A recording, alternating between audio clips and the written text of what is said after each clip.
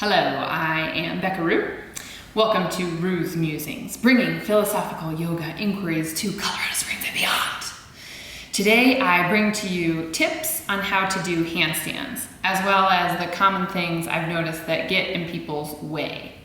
In my notes I wrote the 347 tips to do handstands because I'm going to throw a lot of information at you, but I broke it down to 3 primary things that I want you to think about when you're practicing handstands. And they're things I feel like people don't necessarily tell you. So here I am. I'm going to try to tell you.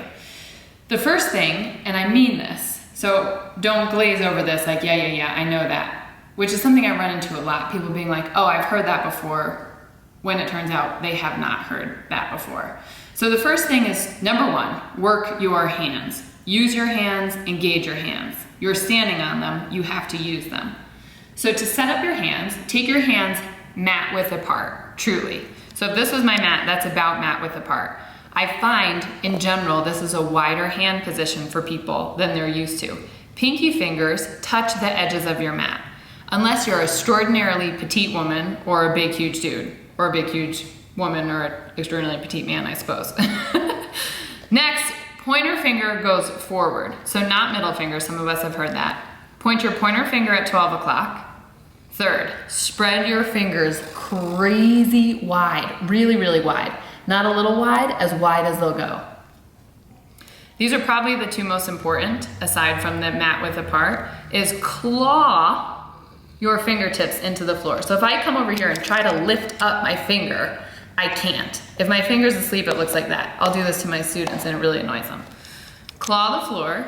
And lastly, this pointer finger knuckle does not lift off of the mat, which it really wants to do on people, especially in our vinyasa and in things like handstand. Mat width apart, spread your fingers, pointer fingers at 12 o'clock, claw the floor, root your pointer finger knuckle down.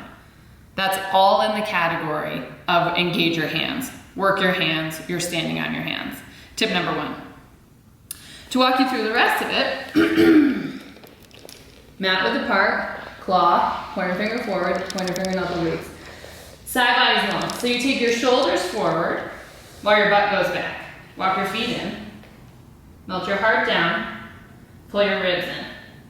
Those are all just prep things that are for your information, not 3 of our primary things. Number 2, primary thing, shoulders move past your wrists. This is what gets people scared. Shoulders move past your wrists. If I start back here and I try to kick up, I've got to super arch my back to get up vertical. Shoulders past your wrists, claw, side body's long, heart melts down, ribs pull in. Look, triangle, equilateral triangle, forward in front of you, heart melts down, ribs pull in, come on up. Shoulders past your wrists. Lastly, and I'll show you this in a second, but I want to tell you, third thing, engage your legs.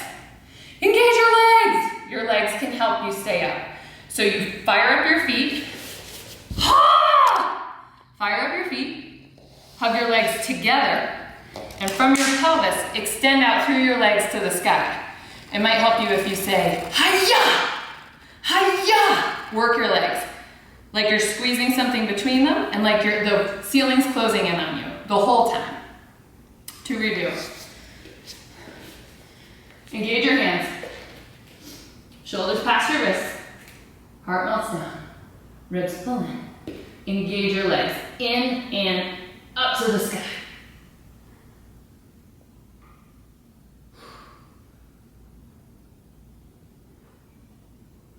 Legs work, feet work, hands work. Legs work, feet work, hands work. Breathing is optional. Not really. Breathing is encouraged. So a couple of things that I think get in people's ways that I wanted to address. One is the fear factor. And I get it, that people are scared. Oh, I forgot to say, keep your arms straight, hug your hands and arms in. Arms straight, bent elbows will scare us. That's when we feel like we're gonna land on our face, hands and arms in. So the fear factor is really interesting. I was never afraid of handstand, but hilariously, the poses that I'm still afraid to do are the poses that I can't do. One's jump into crow pose, and the other's the somersault back into chaturanga. They scare me, so I can't do them. So then we have to address the fear, rather than thinking it's not that your arms aren't strong enough, it's not that your shoulders aren't strong enough, it's just that you're afraid. Second, the wall question. Can I use the wall? And what I would really encourage is that you can go to the wall if you're scared of falling over, but don't use the wall to get up.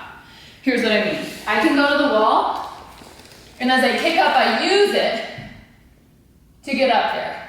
Instead, go further away, shoulders past the wrist, use your legs.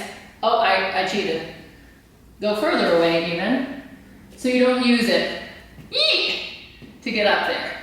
You use it if you fall over, but you try to find it without using the wall. Last thing, my last thing, and this is how 100% of people, 100 is always a strong percentage, 98% of people line up by the banana. So they get into handstand and they do this. It's what our bodies naturally want to do. So if I'm in handstand, how to counter this banana shape is I move my thigh bones back, stick my butt behind me, tailbone goes down. Looks like this. I'll try to make a banana shape. Oh. Banana shape. Oh. Banana shape. Thigh bones back. Eek. Yow!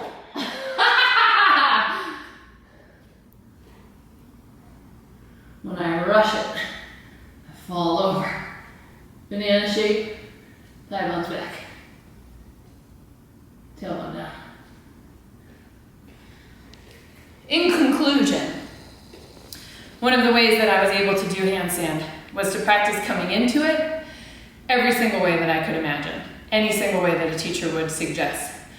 So that's my final suggestion to you for your tip. Tip number 4, come into your handstand every single way you can imagine. I'll try to go through them quickly now. One you've seen a lot is one leg. This is the way it's easiest for me. One leg up at a time. That's my easy leg, this leg. So then we call this other side the wonky leg. Practice wonky leg. Come on up. 2 is the froggy squat. This is one of my other favorites. Jump. My shoulders didn't get past my wrist, so I didn't get up. Shoulders past wrist. Didn't get there. Shoulders past wrist. Froggy. Knees to chest. Many people call these donkey kicks. Ooh, getting tired. Hike, which I can't do anymore. Used to be able to. Try to keep your legs straight. That's all I got.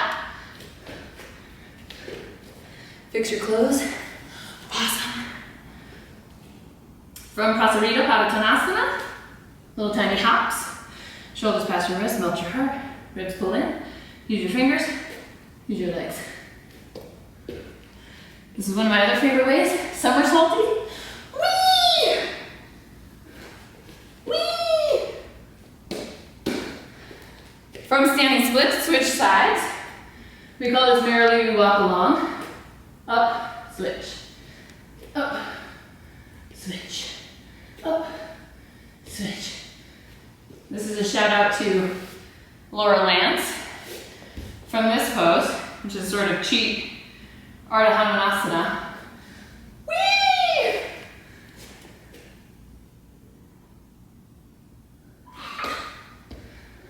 Oh, and then lastly, I got this from Catherine Boondig. If you're working on press-ups, which I'm gonna be pretty tired to do right now, we call this, Randy calls it, fire hydrant dog.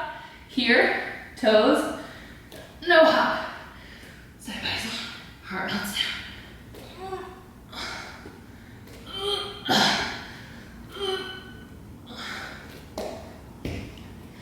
All right. Woo! Thanks for watching Handstand Tips. Please let me know if any of these helped you. I would love to know. Please come to class if you want some further explanation. You can like us on like all of the social medias now. Twitter, Facebook, Instagram. What's the other one? Pinterest. Play Yoga Studio. I love you. I'll see you next week. Bye-bye.